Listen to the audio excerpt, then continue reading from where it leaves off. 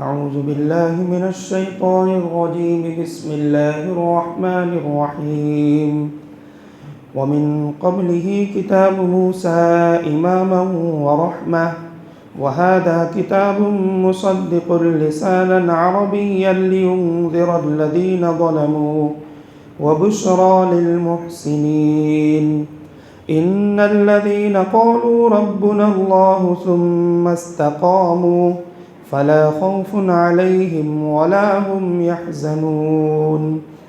أولئك أصحاب الجنة خالدين فيها جزاء بما كانوا يعملون. آمنت بالله صدق الله المولانا العظيم. آمنت باللہ، میں اللہ پر ایمان لاتا ہوں اور اللہ نے جو کہا ہے 100% سچ کہا ہے، اس پر ہمارا ایمان ہے، ہمارا یقین ہے۔ وَمِن قَبْلِهِ کتاب موسیٰ اماما ورحمہ، اور اس سے پہلی کتاب یعنی قرآن کریم سے جو پہلے حضرت موسیٰ علیہ السلام کو کتاب دی گئی تھی توریت، وہ کتاب لوگوں کے لیے رہنما اور لوگوں کے لیے رحمت کا سبب تھی۔ وَهَذَا كِتَابٌ مُصَدِّقٌ لِسَانًا عَرَبِيًّا لِيُنذِرَ الَّذِينَ ظَلَمُوا، اور یہ کتاب یعنی قرآن کریم توریت کی تصدیق کرنے والی ہے کہ وہ اللہ کی سچی کتاب تھی، اور قرآن کریم عربی زبان میں ہے۔ کیوں؟ تاکہ رسول ڈرائیں ان لوگوں کو جو اللہ کی حق تلفی کرتے ہیں، جو لوگ اپنے آپ پر ظلم کرتے ہیں۔ وَبَشِّرِ الْمُحْسِنِينَ، اور نیک کام کرنے والوں کو خوشخبری سنائیں۔ آیت مبارکہ میں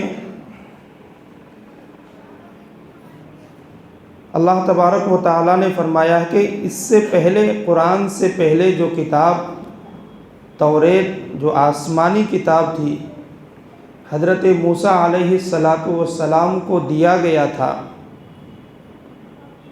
وہ کتاب بھی قرآن کریم کی طرح سے لوگوں کے لیے رہنمائی کرنے والی کتاب تھی، یعنی صحیح راستہ بتانے والی کتاب تھی، اور وہ لوگوں کے لیے رحمت بھی تھی۔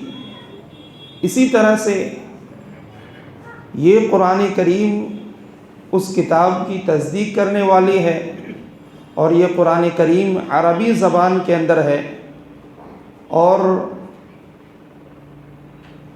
تاکہ رسول ان لوگوں کو ڈرائے جو اللہ کے حقوق کی حق تلفی کرتے ہیں، اور نیک لوگوں کو خوشخبری سنائیں۔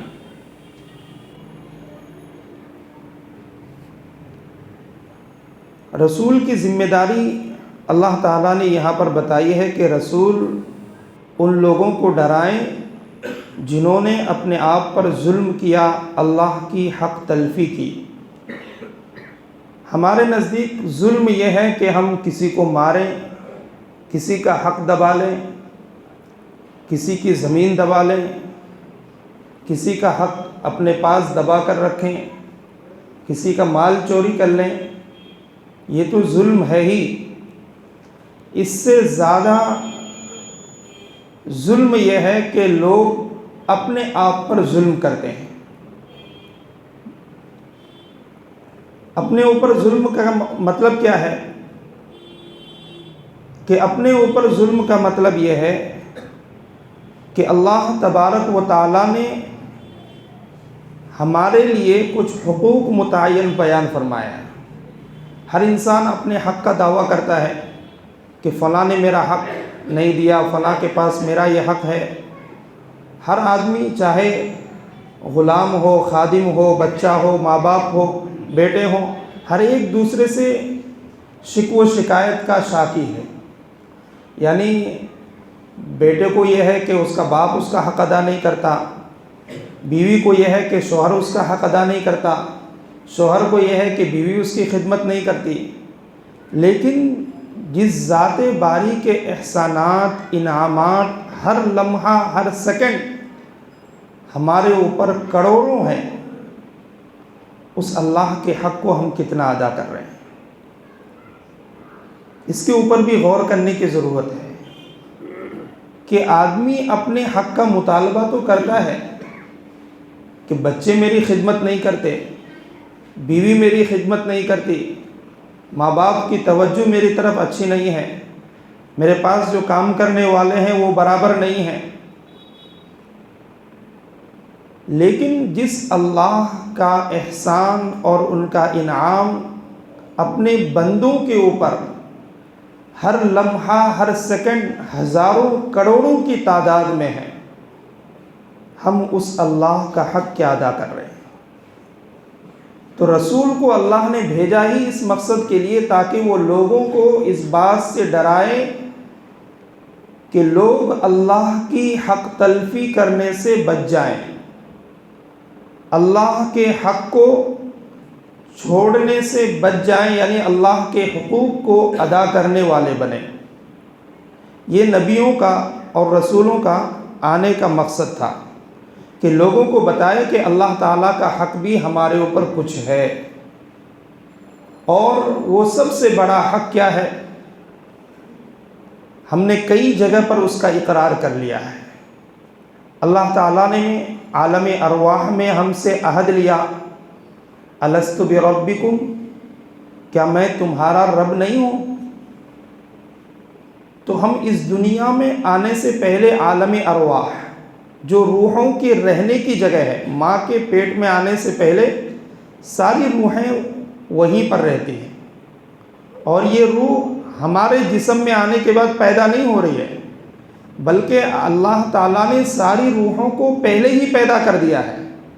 حضرت آدم علیہ السلام کے پشت سے قیامت تک جتنی روحیں، جتنے جسم کے اندر، باڈی کے اندر آنا ہے، سب کو اللہ نے حضرت آدم علیہ السلام کے پشت سے اسی وقت پیدا فرما دیا تھا جب جنت میں تھے، اور ساری روحوں کو اللہ تعالیٰ نے عالم ارواح میں، بخاری کی حدیث ہے کہ جس طرح سے فوجیوں کی صفیں لگی ہوتی ہیں، ان کی لائن ہوتی ہے، اسی طرح سے بالترتیب اللہ نے وہاں عالم ارواح میں روحوں کو رکھ دیا ہے۔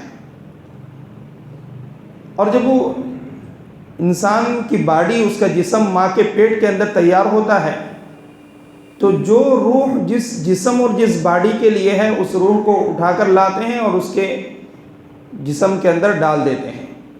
تو عالم ارواح میں جب اللہ نے ہم سے سوال کیا تھا، الست بربکم، کیا میں تمہارا رب نہیں ہوں؟ تو ساری روحوں نے اس وقت یہی کہا تھا، قالوا بلا، کیوں نہیں، آپ ہی تو ہمارے رب ہیں، رب ہم آپ کو ہی مانتے ہیں۔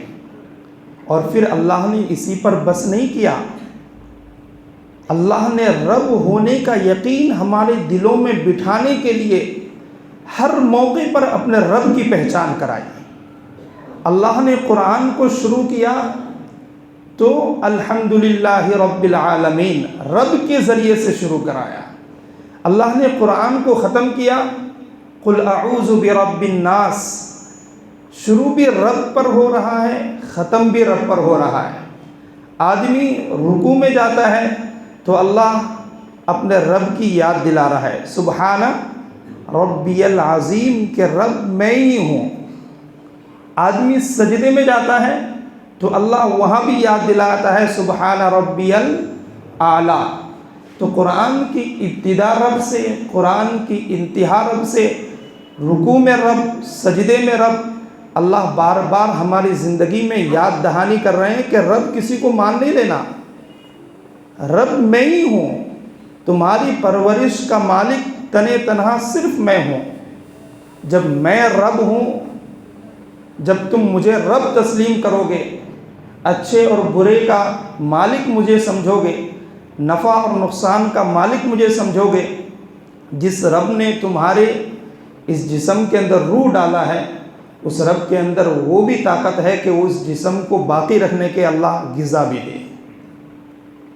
کوئی انسان دنیا کے اندر ایسا نہیں ہے جس کی ذمہ داری اللہ نے نہ لی ہو، تو لیکن ہمیں اپنے رب کو پہچاننا چاہیے۔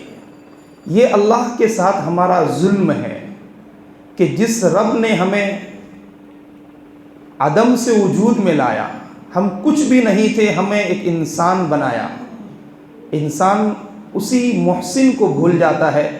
اور انسان کی یہ سب سے بڑی غداری ہے کہ جس نے اسے پیدا کیا، جس نے اس کے ساتھ ابتداءً احسان کیا، انتہاً احسان کرے گا، ہر لمحہ اس کا احسان ہے۔ انسان اسی رب کو بھول کر زندگی گزار رہا ہے۔ اللہ اپنی یاد دہانی کرا رہے ہیں کہ رب میں ہوں، میری یاد رکھو، مجھے پہچانو اور میرے حکم پر چلو۔ اور دوسری بات، اللہ تعالیٰ نے ہمیں سورہ فاتحہ کو ہر نماز کے ہر رکعت کے اندر پڑھنے کا حکم دیا ہے، پڑھتے ہیں نا؟ ہم نے اس میں بھی وعدہ کیا ہے اللہ سے، ایاک نعبد و ایاک نستعین، اے اللہ ہم تیری ہی عبادت کریں گے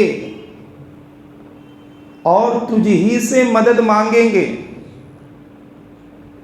عبادت بھی تیری ہی کریں گے، مدد بھی آپ ہی سے مانگیں گے۔ یہ اللہ کا اور بندوں کے درمیان یہ عہد تھا، اور اللہ نے اس عہد کو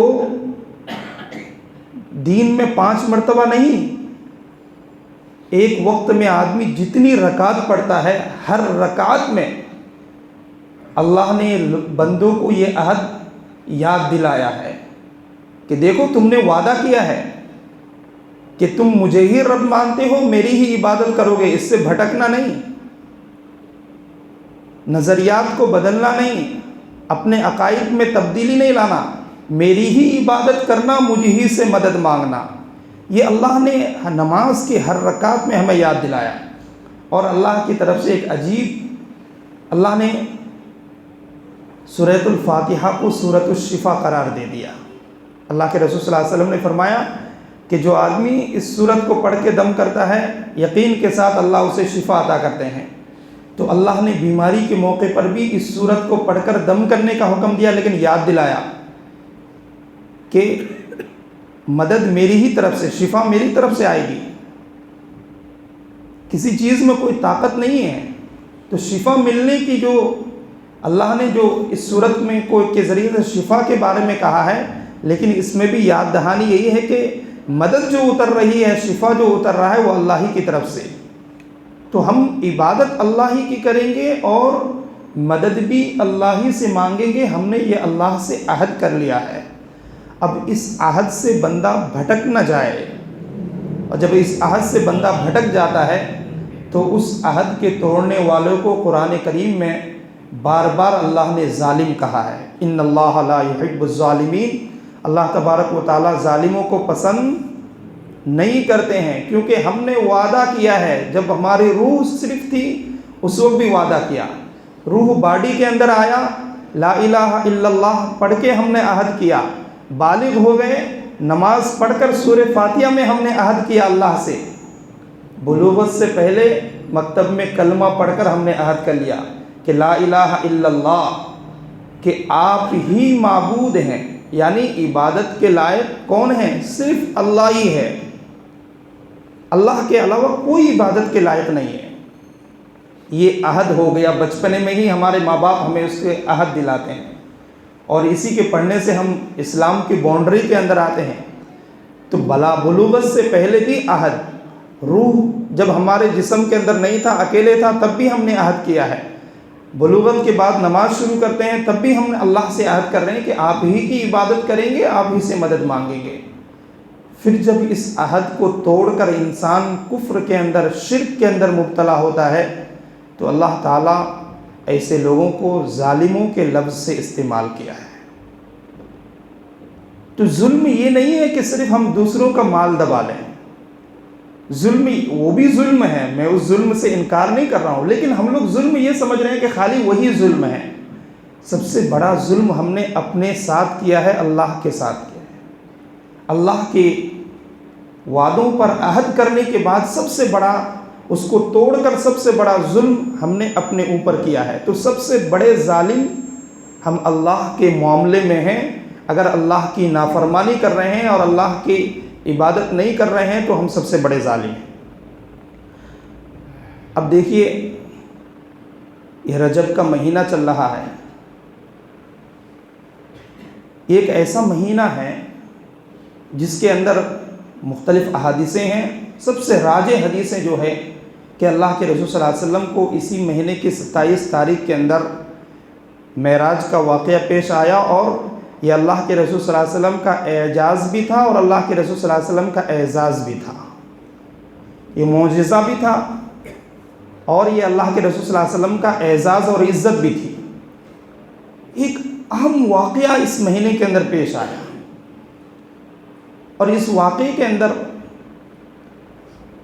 یہ ایک ایسا معجزہ تھا اللہ کے رسول صلی اللہ علیہ وسلم کا، اگر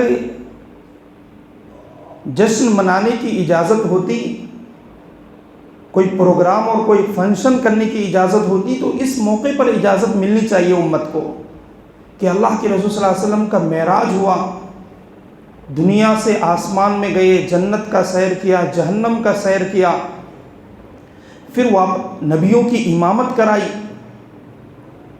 اتنا بڑا عہدہ ملا، امام الانبیاء کا لقب اس موقع پر ملا ہے۔ اللہ کے رسول صلی اللہ علیہ وسلم نے اپنے آنکھوں سے اللہ کا دیدار کیا ہے، یہ شرف صرف نبیوں میں 2 ہی نبی کو حاصل ہوا ہے، حضرت موسیٰ علیہ السلام اور اللہ کے رسول صلی اللہ علیہ وسلم۔ حضرت آدم علیہ السلام کو جنت میں ہوئی یا نہیں ہوئی ہے اس بارے میں احادیث خاموش ہے، ہو سکتا ہے ہوئی ہو لیکن صاف کہیں پر واضح نہیں ہے۔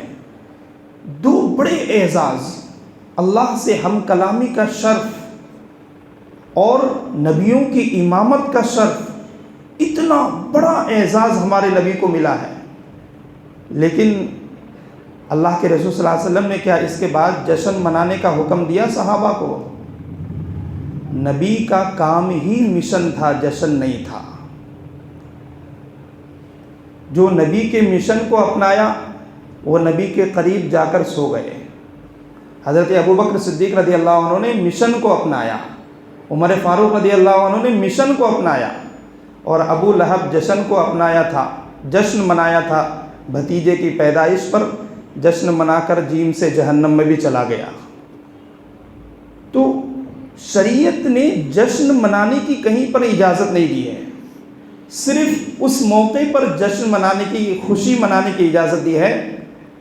یا ایھا الناس قد جاءکم موعظۃ من ربکم، یہ وہ آیت مبارکہ میں ہے کہ جب قرآن کریم کی تکمیل ہو، آپ کا بیٹا حافظ قرآن بن جائے، آپ کا بیٹا قرآن کا حافظ بن جائے، تو اس موقع پر آپ خوشی منائیے۔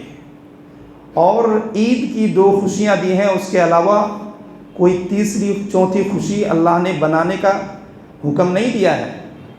اس مہینے کے اندر جب ہم غیر اللہ کے نام پر جتنے شرک کے کام کرتے ہیں، یہ اللہ کے غصے کو، اللہ کے غضب کو بھڑکاتا ہے۔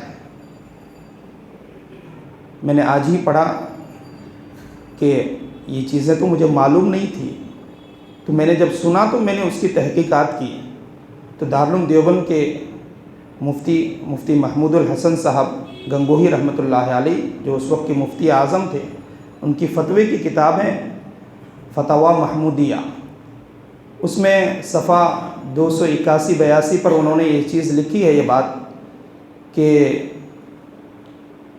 کنڈے کا فاتحہ، یہ اس کی حقیقت کیا ہے، اس کی تاریخی حیثیت کیا ہے؟ اس کی تاریخی حیثیت جو حضرت نے بیان فرمائی ہے، آپ سنیں گے تو آپ دنگ رہ جائیں گے کہ کیا ظلم کر رہے ہیں ہم لوگ۔ تو اس کی تاریخی حیثیت یہ ہے کہ حضرت نے کتاب کے اندر، جس کو پڑھنا ہے تفصیل سے وہ فتوی کی کتاب دیکھ سکتے ہیں، میں مختصراً بتا رہا ہوں کہ حضرت نے اس میں لکھا ہے کہ یہ فی الوقت جو منایا جا رہا ہے حضرت جعفر رضی اللہ عنہ کے نام پر منایا جا رہا ہے، لیکن یہ تاریخ کے ساتھ انہوں نے دھوکہ کیا ہے۔ اصل میں اس چیز کو ان لوگوں نے شروع کیا کہ حضرت امیر معاویہ رضی اللہ تعالیٰ عنہ کے مخالفین تھے کچھ شیعہ ذہنیت کے لوگ.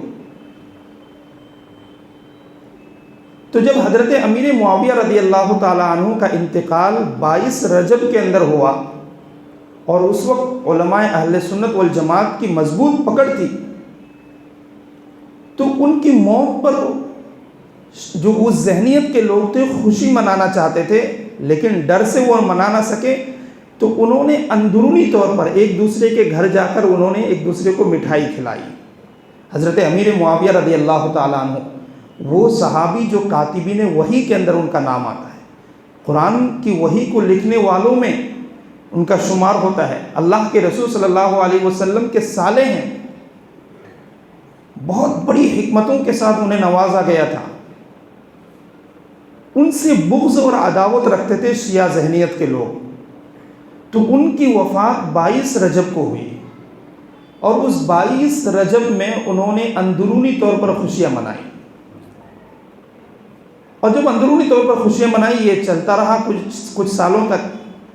یہ بات کسی طرح سے ظاہر ہو گئی، اور بادشاہ وقت بھی اور علماء بھی اس وقت اہل سنت والجماعت کی مضبوط پکڑ تھی، تو انہوں نے اس پر گرفت کی. تو انہوں نے کہا کہ نہیں، ہم اس خوشی پر نہیں منا رہے ہیں، بلکہ حضرت جعفر رضی اللہ عنہ کے ولادت یعنی برتھ ڈے منا رہے ہیں، یا ان کی وفات منا رہے ہیں. لیکن جب تاریخی حیثیت تاریخ کو کھنگال کر دیکھا گیا تو حضرت جعفر رضی اللہ عنہ کی وفات نہ رجب میں ہے، نہ موت ان کی رجب میں ہے. پیدائش نہ رجب میں ہے، نہ موت رجب میں ہے. پیدائش ان کی رمضان میں ہے، موت ان کی شوال میں ہے. لیکن اصل ان کا مقصد یہ تھا کہ حضرت امیر معاویہ رضی اللہ عنہ کا انتقال پر خوشی منانا. وہ ان سے بغض رکھتے تھے، ایک صحابی رسول سے بغض رکھتے تھے، نبی کے صالح سے بغض رکھتے تھے، قرآن کی وحی کو لکھنے والے اس صحابی سے ان کا بغض تھا. اس پر وہ خوشیاں منا رہے تھے ان کے انتقال پر. 22 رجب کو حضرت امیر معاویہ رضی اللہ عنہ کا انتقال ہوا ہے. یہ سلسلہ چلتا رہا. وہ لوگ حضرت امیر معاویہ رضی اللہ عنہ کی موت پر خوشی مناتے رہے رجب کے اس مہینے پر، کنڈے کے نام سے. نام ظاہر نہیں کیا کہ ہم کیا، کیونکہ صحابی کے خلاف کوئی کام کرنے پر تو ساری دنیا اس کے خلاف ہو جائے گی. تو نام گول مول رکھا، کنڈے کا فاتحہ. نام کی کوئی وضاحت نہیں کی. اب پھر 50 سال پہلے ایک مضمون شائع ہوا ہمارے ہندوستان کے اندر. شاعر نے مضمون عجیبہ ایسا کچھ اس کا نام تھا. حضرت مفتی محمود صاحب نے لکھا ہے کہ اس شیعہ ذہنیت کے انسان نے، بدعتی ذہنیت کے انسان نے کہا کہ جو آدمی رجب کے اس مہینے کے اندر کنڈے کا فاتحہ کرے گا، حضرت جعفر نے فرمایا ہے کہ میں اس کی قیامت میں سفارش کروں گا، اگر نہیں کروں گا تو اس کا ہاتھ ہوگا اور میرا دامن ہوگا. اس نے من گھڑت بات اپنی طرف سے ایک مضمون عجیبہ کے نام سے ایک شائع کیا ہندوستان کے اندر. اور ہندوستان کے جو ہم جیسے کھانے والے علماء تھے ان کو تو ایک بڑا پیغام ملا. تو انہوں نے اپنے لوگوں کو سبق دیا کہ خوب پکاؤ اور ہمیں بھی کھلاؤ، تم بھی کھاؤ. تو یہ اس کی اندرونی حقیقت ہے، اور ظاہراً اس کا نام کچھ اور دیا گیا. تو جو لوگ یہ کر رہے ہیں وہ ایک صحابی کی شان میں گستاخی کر رہے ہیں، اس کی عظمت کے خلاف کام کر رہے ہیں. یہ اللہ کی طرف سے سخت گرفت اور پکڑ کا سبب ہو سکتا ہے. اس لیے ان چیزوں سے اپنے آپ کو محفوظ رکھنا چاہیے. اور قرآن کریم کے اندر تو واضح ہے وَمَا أُحِلَّ لِغَيْرِ اللَّهِ بِهِ، ہر وہ کام، ہر وہ ثواب کا کام جو غیر اللہ کے نام پر کیا جائے اس کا کھانا جائز ہی نہیں ہے، حرام ہے. ایسی چیز میں تعاون بھی نہیں کرنا چاہیے، مدد بھی نہیں کرنی چاہیے. اس لیے جس طرح سے قسم صرف اللہ کی کھائی جا سکتی ہے، اسی طرح سے نظر اور نیاز بھی صرف اللہ کی مانی جا سکتی ہے. اللہ کے علاوہ کسی کی منت ماننا، اللہ کے علاوہ کسی کی قسم کھانا، شریعت نے اس کو جائز نہیں قرار دیا. وَمَا أُحِلَّ لِغَيْرِ اللَّهِ بِهِ، اب قرآن سے بڑی دلیل اور کیا ہو سکتی ہے. تو اس سے بڑی دلیل تو اور کچھ نہیں ہو سکتی ہے، قرآن نے اس کو غلط کہا ہے۔ لہٰذا یہ چیزیں ہمیں اپنے آپ میں اس پر کنٹرول کرنی چاہیے۔ معلوم نہیں تھا، اب معلوم ہو گیا کہ ایک صحابی کے شان میں گستاخی کرنے کے لیے اس فاتحہ کو رائج کیا گیا تھا۔ ایک صحابی کے انتقال پر، ایک نبی کے صالح کے انتقال پر، قرآن کے وحی کے لکھنے والے کے انتقال پر خوشی منائی گئی تھی، اس موقع پر اس کو رائج کیا گیا تھا۔ اس سے اپنے آپ کو بچانا چاہیے۔ اور پچھلی بار جو بات آئی تھی کہ آدمی کو اس کے بارے میں خیال کرنا چاہیے کہ میں اپنا مال کہاں پر لگا رہا ہوں، مال آپ نے کہاں سے کمایا، مال کہاں پر خرچ کر رہے ہیں۔ اللہ کے یہاں اس کو جواب دینا ہے قیامت کے میدان میں۔ جب تک ہم اس کا جواب نہیں دیں گے تب تک ہمارے قدم قیامت کے میدان سے ہل نہیں سکتے۔ اس لیے اپنے مال کو کہاں پر خرچ کر رہے ہیں بہت سوچ کر سمجھ کر خرچ کرنا چاہیے۔ تو ظلم یہ ہے کہ آدمی اپنے آپ پر ظلم کر رہا ہے اللہ کے حکموں کو توڑ کر۔ اور دیکھیے اب اس رجب کے مہینے کے اندر اللہ کے رسول صلی اللہ علیہ وسلم جب معراج میں گئے تو وہاں پر بہت ساری چیزوں، جب جنت اور جہنم کی زیارت کی تو بہت ساری چیزوں کو دیکھا، اور اللہ کے رسول صلی اللہ علیہ وسلم نے آ کر فرمایا کہ میں نے سب سے زیادہ وہاں پر عورتوں کو عذاب میں دیکھا۔ کیوں؟ اللہ کے رسول صلی اللہ علیہ وسلم نے فرمایا کہ عورتوں کے زبان کے غلط استعمال کی وجہ سے ہم نے عورتوں کو وہاں پر سب سے زیادہ عذاب میں دیکھا۔ ان عذابات میں سے میں پہلے کہا تھا کہ تفصیل ذرا کم ہوگا کہ ماحول اور مہینہ ایسا چل رہا ہے کہ ان کے اوپر ذرا توجہ دلانا ضروری ہے۔ تو اللہ کے رسول صلی اللہ علیہ وسلم نے دیکھا، جہنم کا جب دیدار کیا تو کچھ لوگ ایسے ہیں جن کے سامنے بہت پاکیزہ گوشت رکھا ہوا ہے لیکن ان گوشتوں کو نہیں کھا رہے ہیں، ایک مردار جانور جس کا جسم سڑ رہا ہے، گل رہا ہے، اس کو کھا رہے ہیں کچھ مرد عورت۔ اللہ کے رسول صلی اللہ علیہ وسلم نے جبریل علیہ السلام سے پوچھا کہ یہ کون لوگ ہیں؟ کہا کہ یہ وہ لوگ ہیں جن کی شادی ہو چکی تھی دنیا میں، جو اپنی ضرورت اپنے بیوی سے یا بیوی اپنے شوہر سے پورا کر سکتے تھے، لیکن شوہر کہیں اور جاتا تھا، بیوی کہیں اور جاتی تھی۔ اللہ نے ان کو یہ عذاب دیا ہے کہ وہ اچھی چیز کو چھوڑ کر سڑا ہوا گلا ہوا مردار جانور کو کھا رہے ہیں۔ اور اللہ کے رسول صلی اللہ علیہ وسلم نے کچھ لوگوں کو دیکھا کہ وہ آگ کھا رہے ہیں۔ اللہ کے رسول صلی اللہ علیہ وسلم نے جبریل علیہ السلام سے پوچھا کہ یہ کون لوگ ہیں؟ کہا کہ یہ وہ لوگ ہیں جو دنیا کے اندر حرام مال کھایا کرتے تھے۔ اور کچھ لوگوں کو دیکھا کہ جن کے پیٹ گنبد نما ہے اور اس کے اندر سانپ بھرے ہوئے ہیں، اور وہ سانپ ان کو اندر سے ڈس رہا ہے اور یہ تڑپ رہا ہے۔ اللہ کے رسول صلی اللہ علیہ وسلم نے پوچھا کہ یہ کون لوگ ہیں؟ فرمایا کہ یہ آپ کی امت کے سود خور لوگ ہیں جو سود کھایا کرتے تھے۔ اور سود کو اس قدر عام اس وقت کر دیا گیا ہے کہ ہماری مائیں بہنیں مرد تاجر ہر آدمی اس کے اندر ایسا مبتلا ہو گیا ہے کہ کوئی آدمی بہت ہی شاید لوگ اس سے محفوظ ہوں۔ اور اللہ نے قرآن کریم کے اندر فرمایا کہ سود ایک ایسا جرم ہے جو میرے ساتھ اور میرے نبی کے ساتھ جنگ کرنے کے لیے وہ تیار ہے۔ فَأْذَنُوا بِحَرْبٍ مِّنَ اللَّهِ وَرَسُولِهِ، تیسرے پارے کی آیت ہے کہ جو سود کھاتا ہے وہ اللہ اس کے رسول سے جنگ کرتا ہے، اور اللہ اس کے رسول سے جو جنگ کرے گا جیتے گا کون؟ وہ ہم سب جانتے ہیں۔ اللہ سے کوئی جنگ کر کے جیت سکتا ہے؟ نبی سے کوئی جنگ کر کے جیت سکتا ہے؟ اور کچھ لوگوں کو اللہ کے رسول صلی اللہ علیہ وسلم نے دیکھا کہ ان کے ناخن بہت لمبے لمبے ہیں، اس سے اپنے چہرے کو اپنے سینے کو نوچ رہا ہے، گوشت کو کرید کرید کر نکال رہا ہے۔ اللہ کے رسول صلی اللہ علیہ وسلم نے پوچھا کہ یہ کون لوگ ہیں؟ فرمایا کہ آپ کی امت کے وہ لوگ ہیں جو بیٹھ کر غیبتیں کیا کرتے تھے، ایک دوسرے کی برائی کو اچھالا کرتے تھے۔ یہ چیز ہمارے اندر کس قدر پھیلی ہوئی ہے۔ اور اسی طریقے سے ایک جگہ پر اللہ کے رسول صلی اللہ علیہ وسلم نے دیکھا کہ کچھ لوگوں کا جسم تو انسان کی طرح سے ہے اور ان کی شکلیں نعوذ باللہ خنزیر کی طرح سے ہے۔ تو اللہ کے رسول صلی اللہ علیہ وسلم نے پوچھا کہ یہ کون لوگ ہیں؟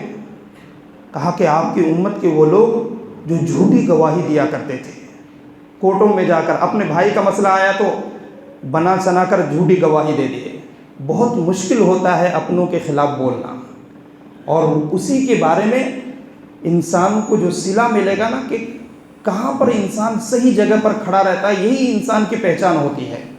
ابن منذر رحمۃ اللہ علیہ ایک بادشاہ گزرے ہیں، ان کے بیٹے نے ایک غریب بچے کو قتل کر دیا، اور کورٹ نے فیصلہ سنایا کہ اس نے تھوڑی سی یعنی ان کو دیت پر تیار کر دیا کہ کچھ پیسے لے لو اور اس کو معاف کر دو، تو وہ تیار ہو گئے۔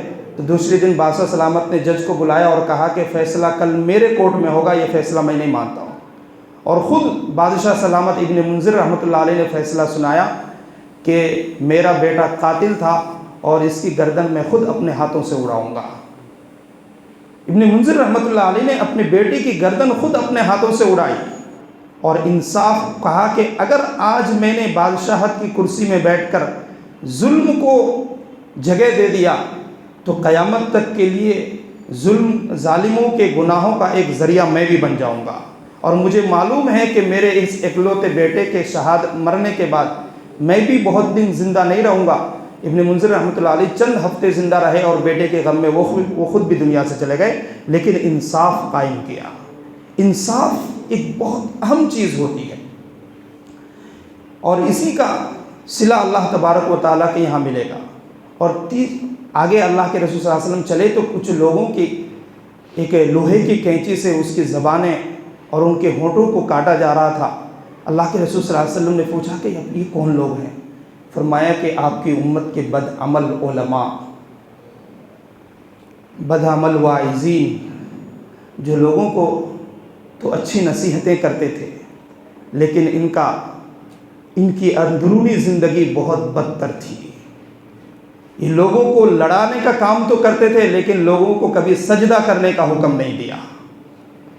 اپنی روٹیاں سیکنے کے لیے لوگوں میں پھوٹ ڈالتا تھا، اختلاف ڈالتا تھا، لوگوں کو لڑاتا تھا، کمائی کا ذریعہ بناتا تھا، لیکن کبھی امت کو جوڑنے کا، امت کو صحیح مسئلہ بتانے کا اسے توفیق نہیں ہوئی۔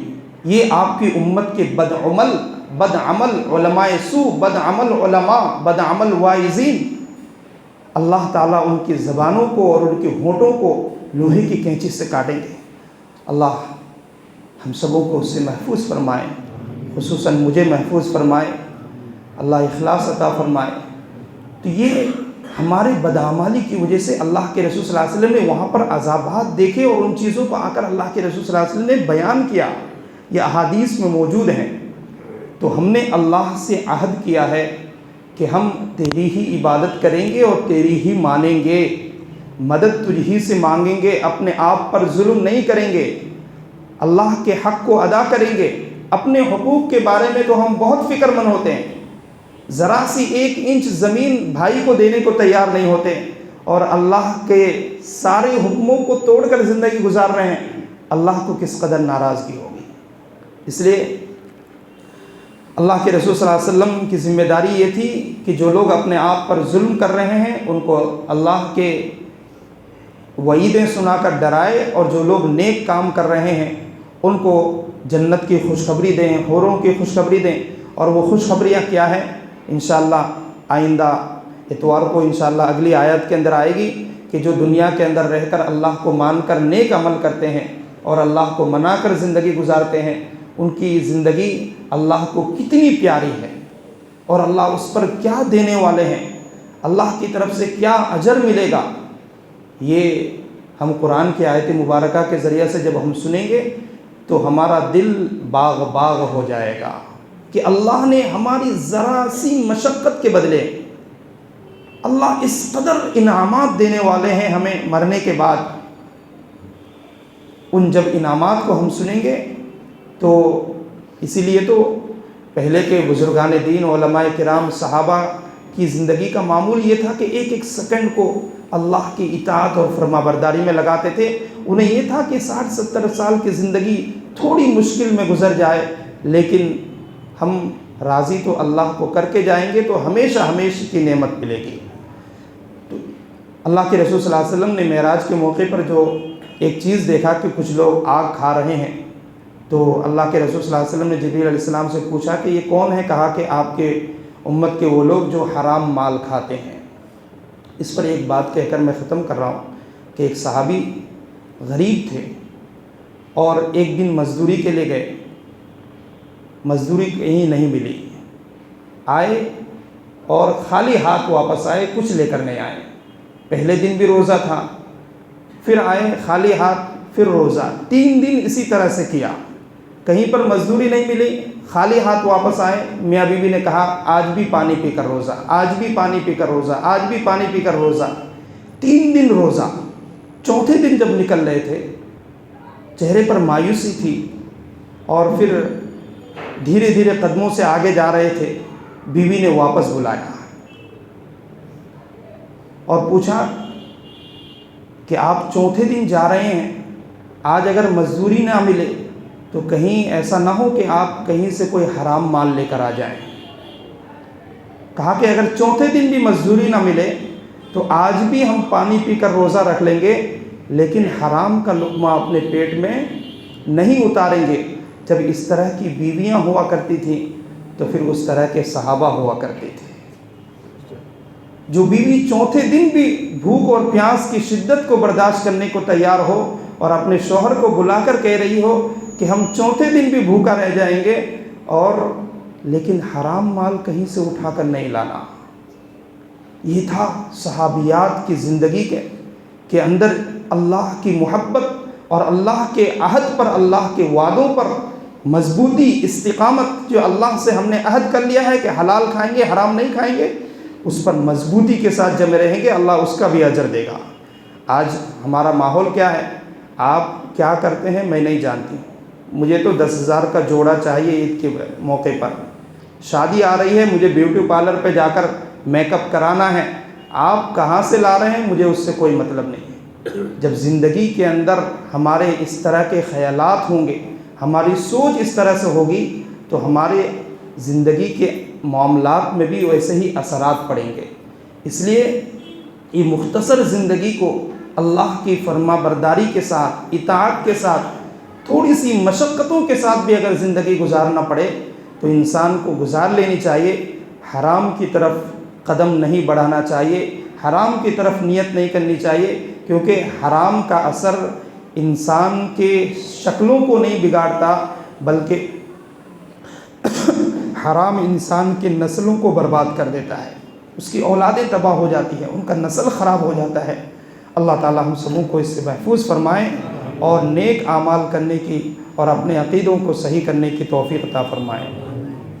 چند سوالات تھے، اس میں سے ایک پہلا سوال یہ تھا کہ کسی نے پوچھا ہے کہ کسی بہن نے پوچھا ہے کہ پردے کا کیا حکم ہے؟ تو پردہ 3 قسم کا ہوتا ہے، ایک اللہ کی بندی کا اللہ سے پردہ، ایک اللہ کی بندی کا اپنے محرموں سے پردہ، ایک اللہ کی بندی کا غیر محرموں سے پردہ۔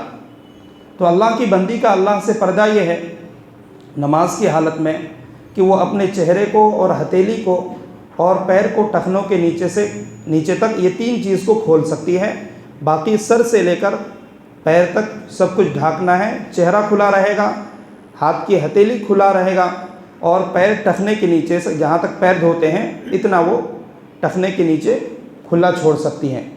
تو یہ اللہ کے ساتھ پردہ ہے۔